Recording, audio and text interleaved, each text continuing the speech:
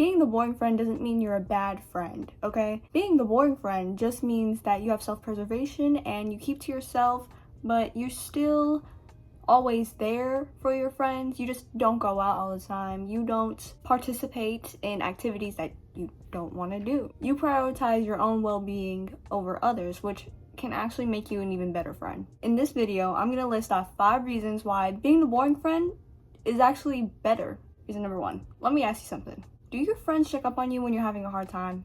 Do they check up on you like you check up on them type thing? That's a yes and no question, because unless you have toxic friends, you always have friends that you go to when you're having a hard time, and then you have friends that you go to have a fun time. It's very rare that you have friends in both categories, because it's different categories of your life.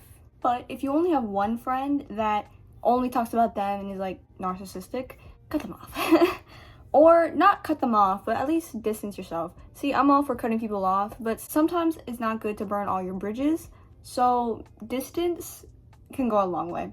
But if you know that some friends, you're always there for them, but they're not there for you, then you shouldn't always be at their beck and call whenever they need you to like rant about their problems. Because if they're not going to be there when you rant about your problems, or they don't pay attention, or they make it about themselves, just don't talk or rant about your problems to them. Go to another friend for that. And don't always listen to their problems and their rants, because if they're not doing the same thing for you, well, that's an unequal relationship, or at least an unequal friendship. See, friendships are a social exchange, which a social exchange is you do this, I do that, where the costs are low and the benefits are high for both parties. But if the costs are high and the benefits are low, you cut it off. But another thing about this is that sometimes you're always there for them, right? But they're ranting and ranting and ranting about an ex-boyfriend, an ex-friend, a mom, a dad, another family member, another person entirely. And you try to give them advice on to what to do, like, oh yeah, don't go back to your cheating boyfriend. Oh yeah, don't go back to that friend, she was a bitch. Oh, don't go back to that other person because of da-da-da-da-da. And you give them the same advice every single time. And they still come back to you every single time with the same problem.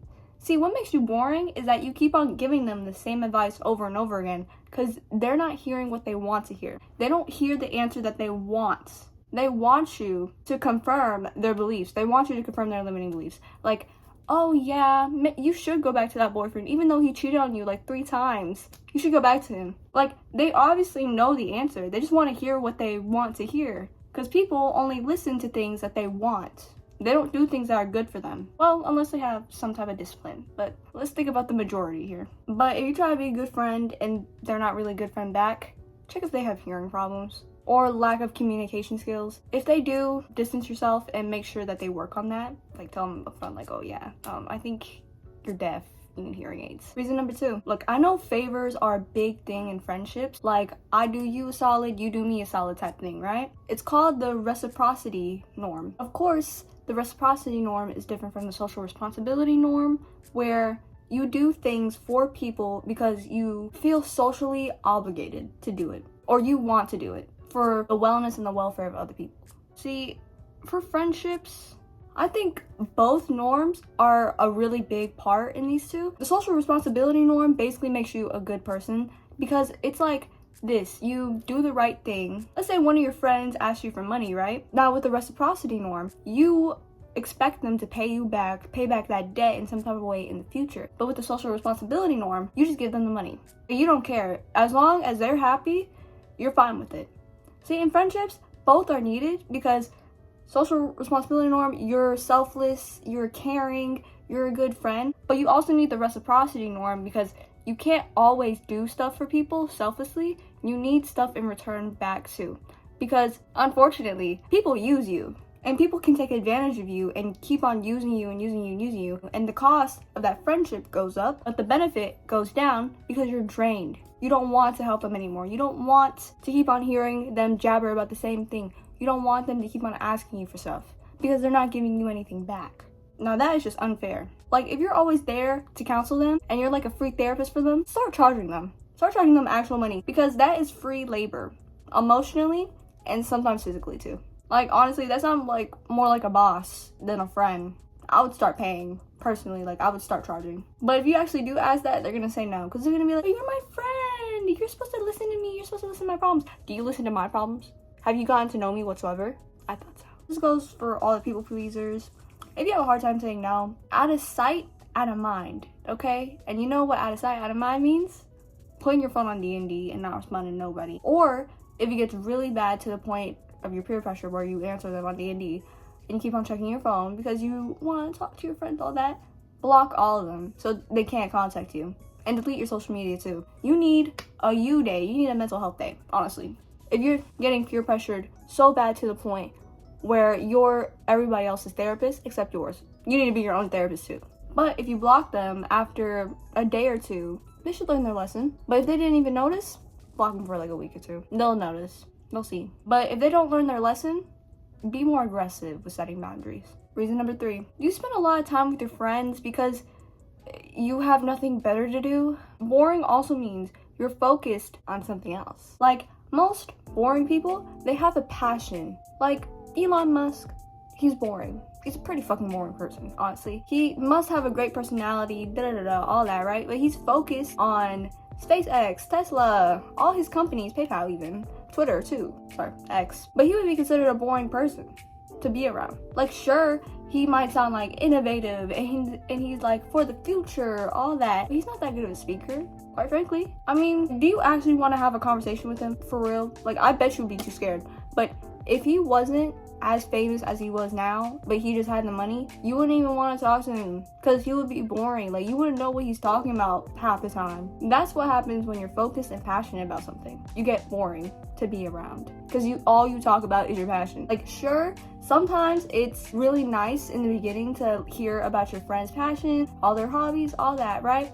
It's really interesting at first, but after a while it gets repetitive and it gets annoying and boring and you get bored from hearing it. But if you spend all your time with your friends and like you have nothing better to do, find something better to do. Like, here's 2 guesses here. You're either bored constantly or you're lonely, or it's a mix of both. Probably both. And you also can't find any purpose in your life. Like, there's no meaning in your life. You're just floating around in space, going with the flow, all that, when you wish you could find a project to undertake, or you wish you could find something to focus on or to work towards, because all your other friends are working towards something, they're all passionate about something, or you're hanging out with low lives that don't know what to do with their lives. I might sound a little pessimistic, I'm sorry about that, but to be honest, you're just not in the right mindset yet. Like, I get that, you're just immature right now. Yeah, you're immature. I know for older people, they usually find their passion, they usually find and strive for something. Like, after college, you still might be lost, you're still trying to find your way. Hey, adults, they try to find their way through it, and their friends help them find their way through it. But you just might be the type of person that's too immature to think about that. I mean, friends are amazing. Friends are great, okay? Friends are amazing. They're great. You need them, okay? You need them in your life, unfortunately, if you're a loner. But honestly, you need to start spending time by yourself and start being bored by yourself, because it teaches you a lot. It builds character. I'm gonna be honest. You just gotta think about it. You gotta be intentional with your time. And yes, you can be intentional with your time when you're with your friends and all that, but if you're fooling around, doing whatever, have fun, okay? Have fun. Live your life, all right? But you just gotta think, what is me in 5 years gonna be doing? And how can I get to the me in 5 years, in 6 months, or in 1 year, or in 2 years? Like, you can take steps to becoming the person you want to be. You're just not taking action, which you're too immature to understand that. It's okay. You need to fill your own cup before you fill others. Yes, you need to fill that hole of loneliness in your heart, okay? You need to fill that and be happy with yourself. Because other people are just extensions of your happiness. They add on to your happiness. They don't make you happy. To have a long, sustainable relationship, what does everybody say? You have to be happy with yourself.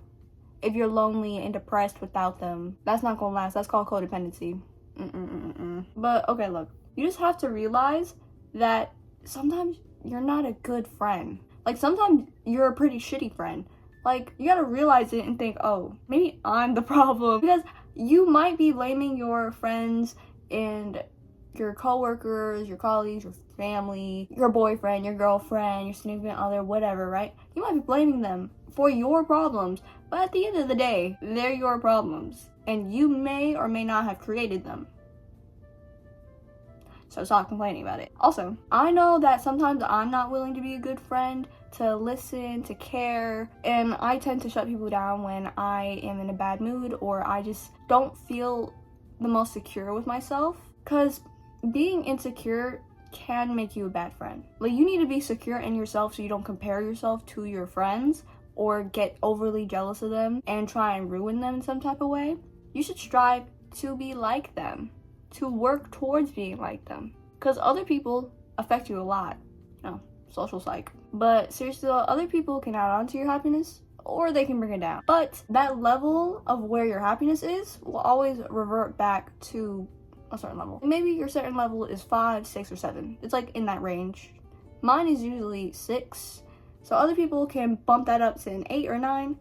Sometimes other people can bump that down to like a 4 or a 3. It just depends on the day. But seriously though, people can't affect you that much unless you let them affect you that much. So stop taking stuff personally. Last and final reason number 5. Being the boring friend just means you're the stable, dependable, healthy influence in your friend group. People need others to keep them in check. You're the check. Sometimes people get way too in their heads and they like the chaos and they like problems, all that, but they need people to bring them down to earth and make sure that ego don't go overblown, okay? Instead of being a yes man and always agreeing with them, you can say no. But it makes you a better listener, because if you just say, yeah, sure, yeah, do this, you're not actually listening. It's going from one ear out the other. You're constantly saying yes, because you would say a mix of yes and no if you're listening. If you're only saying no, then you're just shutting them down, and they know that you're shutting them down. But a good friend is honest and can say to their friend's face if there's a problem or not. A good friend is like that. But more importantly, you don't have any problems or issues, or actually, yes, you do have problems and issues, everybody does, but you don't have any drama. You keep peace. You're the person that someone goes to if they want to relax. That's good. I'm not saying you're actually a boring person. I'm just saying that you might be a boring friend, where your friends do need to take breaks, because you're not always going out with that one boy. You're not always catching a ticket, let's say. There's not always something going on, and there's nothing wrong with that, because people need breaks. And I'm gonna be honest with you, you probably need a break too. You know how to set boundaries, and you know when your friends need you. So you might be the most interesting person in the world, just a boring friend, and there's nothing wrong with that. Like, I'm not saying you're a boring person. A boring person, they're not even boring. They're just focused on other things. But to be honest, you're the dependable and reliable person that your friend group needs when they are in trouble. Always know that. That is the end of today's video. Thank you so much for watching. Make sure to like, subscribe, comment, all that, and stay tuned in for more. Bye-bye.